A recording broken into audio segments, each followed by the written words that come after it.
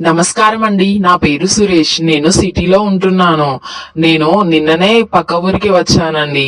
నేను real estate చేస్తూ ఉంటాను. భూములు కొనడం, అమ్మడం ఇలాంటివి చేస్తూ ఉంటాను. మీకు అభ్యంతరం లేకపోతే కాస్త వివరంగా మీతో మాట్లాడొచ్చా? మాట్లాడండి. మాకు కూడా ఈ భూముల గురించి తెలుసుకోవాలని మేము కూడా ఎదురు చూస్తున్నాము. మేము కూడా భూములని కొనాలని అనుకుంటున్నామండి. మాకు కూడా కాస్త వివరంగా చెప్పండి. మాకు ఓకే అంటే మీతో మాట్లాడతాము. ఓకేనండి, చాలా సంతోషం. ఏంటంటే ఎక్కువ రేటు ఉన్న భూములని తక్కువ రేటుకి మేము కొని అమ్ముతూ ఉంటాము. వాటినే రియల్ ఎస్టేట్ అంటారు. మీరు కొంటానంటే చెప్పండి, మీకు తక్కువ ధరకి మంచి భూమిని మేము అమ్మి ఇస్తాము. మేము కొనాలనే అనుకుంటున్నాము కానీ ఇంతకీ ఆ భూమి ఎక్కడ ఉంటుంది, అది మంచి భూమా కాదా అనేది మాకు ఎలా తెలుస్తుంది? అయినా కానీ ఆ భూమికి సంబంధించిన పేపర్స్ అన్ని కూడా ఒరిజినల్ అయి ఉంటాయా లేదా నకిలీ అయి ఉంటాయా మాకు ఎలా తెలుస్తుందండి? ఏంటండి మీరు అలా మాట్లాడుతున్నారు? పేపర్స్ నకిలీ ఉంటాయా, భూమి నకిలీది ఉంటుందా? అలా ఏం లేదండి. మేము అన్ని చూసే మేము గవర్నమెంట్ తో స్టాంప్ వేయించిన తర్వాతే మీకు మేము ఆ పేపర్స్ ని ఇస్తాము. అలా అని కాదండి, ఈ రోజు రేపు ఎవరిని నమ్మొస్తలేదు కదా. మరి భూముల విషయంలో కొంతమంది ఇలా మోసాలు కూడా చేస్తున్నారు కదా అని అలా అడిగామండి. మీరేం తప్పుగా అనుకోకండి. మీరు అమ్ముతానంటే చెప్పండి, మేము కొనడానికి సిద్ధంగా ఉన్నాము. అలాగే మా ఊర్లో కూడా చాలా మంది భూములను కొనాలి అని ఎదురు చూస్తున్నారు. కానీ మంచి భూములు అమ్మే వ్యక్తి దొరకట్లేదు అని మేము ఆగిపోయామండి. మీరు ఒకసారి రేపు మా ఊర్లోకి వచ్చి మాట్లాడండి. మేమంతా కూడా మా ఊర్లో వాళ్ళందరితో మాట్లాడి మేము మీ దగ్గరికి వారిని తీసుకొస్తాము. రేపు ఒకసారి మీరు మా ఊర్లోకి వచ్చి మమ్మల్ని కలవండి. అలాగేనండి. నేను కూడా వేరే వాళ్ళ భూమిని మీకు అమ్మాలి కదా. నేను కూడా వాళ్ళకి ఇంతకి రేటు కని ఫిక్స్ చేసి మాట్లాడిన తర్వాత మీకు వచ్చి చెప్తాను. నేను మధ్యవర్తినండి, ముందే చెప్తున్నాను. రియల్ ఎస్టేట్ అంటే ఎలా ఉంటుందో అది మీకు కూడా తెలుసుంటుంది. అందుకని ఏం దాచకుండా అన్ని చెప్తున్నాను. అలాగేనండి, ఆ భూమి వారితో మీరు ఒక మాట చెప్పుంచండి. ఆ భూమికి సంబంధించిన డీటెయిల్స్ అన్ని మీరు రేపు వచ్చి మా ఊరు జనంతో మాట్లాడండి. అలాగేనండి, మరి నేను వెళ్ళొస్తాను. ఓరే, మనం భూములు కొనాలని అనుకున్నాం కదా, మనకి సరి అయిన టైంలో ఒక వ్యక్తి దొరికాడు అని అనిపిస్తుందిరా. ఇతన్ని నమ్మచ్చేమో అనిపిస్తుంది. పదా మనం ఊరి జనం అందరికీ చెప్దాము. మనం ఊరి వారంతా మాట్లాడుకున్న తర్వాత ఇతనితో మాట్లాడదాము. అవునరా, నాకు అలాగే అనిపిస్తుంది. పదా ఒకసారి అయితే మన ఊరి జనంతో మాట్లాడదాము. కాంతమ్మ గారు, మీకు ఒక విషయం చెప్పాలండి. మీరు భూములు కొనాలని అనుకుంటున్నారు కదా, అదే మన ఊరి జనమంతా అనుకుంటున్నాము కదా.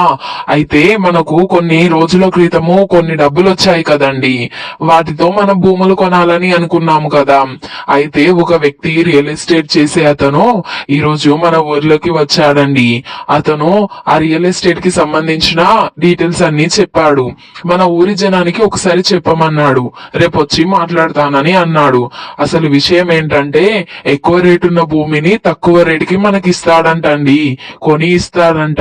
ఇంతకంటే బంపర్ ఆఫర్ ఉంటుందా చెప్పండి కాంతమ్మ గారు? అవునారా రామయ్య?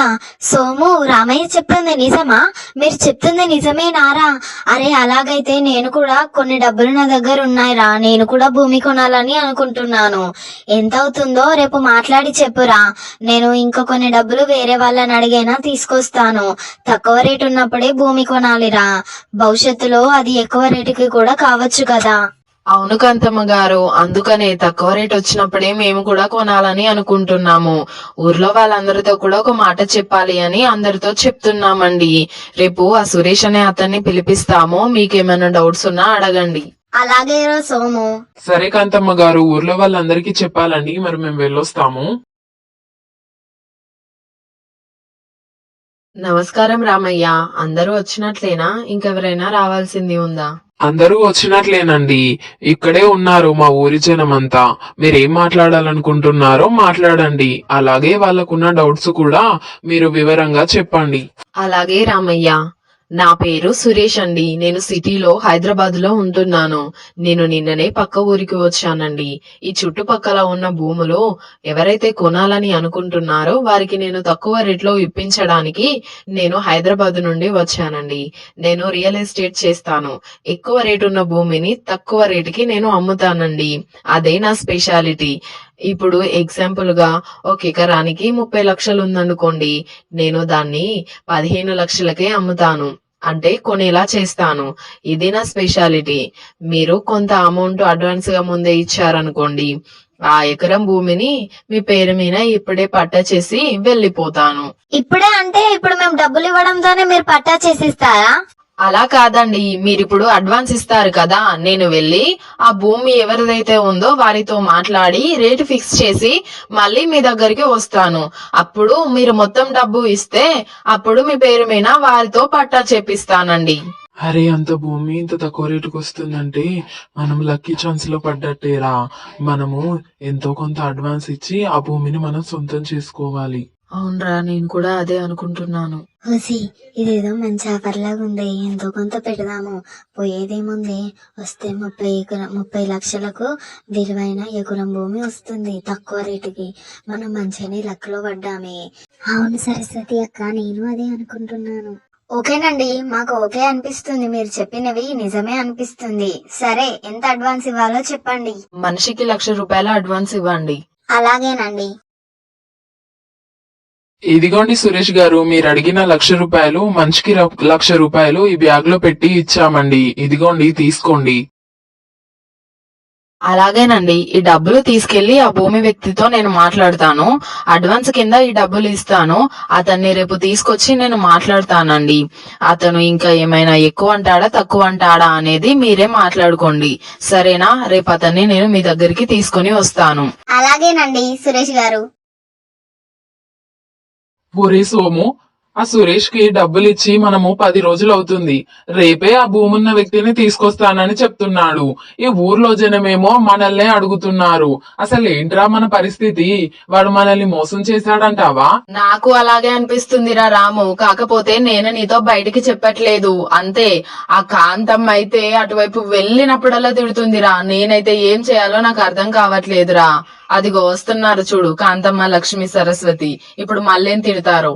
ఏంట్రా సోము, రామయ్య, ఏంట్రా సైలెంట్ గా ఉన్నారేంట్రా? వాడు రేపే వస్తానని చెప్పాడు. 10 రోజులు అవుతుంది. డబ్బులు తీసుకొని వెళ్ళాడు. మిమ్మల్ని అడిగితేనేమో ఎటు సపోర్ట్ చేస్తలేరు. అసలు ఏంట్రా, ఏంటి ఉద్దేశం నాకు అర్థం కావట్లేదు. అసలు మనం మోసపోయామంటావా? వాడు డబ్బులు తీసుకొని ఎటైనా వెళ్ళిపోయాడంటావా? మాకు అలాగే అనిపిస్తుంది కాంతమ్మ గారు. కాకపోతే మేము మీతో చెప్పట్లేదండి. పదండి, మనం వెళ్ళి మన ఊరి సర్పంచ్ రంగయ్య ఉన్నాడు కదా, అతనికి చెప్దాము. ఏమైనా లాభం ఉంటుందేమో.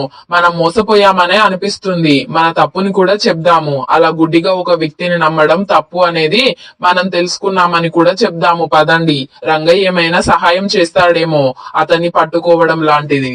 అవును కాంతమ్మ గారు, రామయ్య చెప్తుంది కూడా నిజమే. మనం ఒకసారి వెళ్లి రంగయ్యకి మన పరిస్థితి గురించి చెప్దాం. పదండి.